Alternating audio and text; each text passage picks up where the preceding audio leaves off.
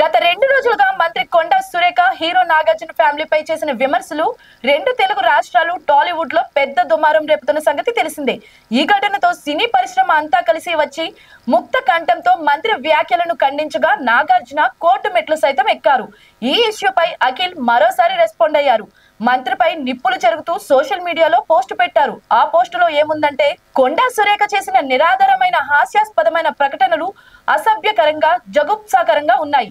ప్రజా సేవకురాలిగా ప్రజలకు రక్షణ కల్పించాల్సిన ఆమె తన నైతికత మరియు సామాజిక సంక్షేమాన్ని మర్చిపోయింది. ఆమె ప్రవర్తించిన తీరు సిగ్గుచేటు, క్షమించరానిది. గౌరవనీయమైన పౌరులు మరియు నిజాయితీ గల కుటుంబ సభ్యులు గాయపడ్డారు, అగౌరవంగా మిగిలిపోయారు.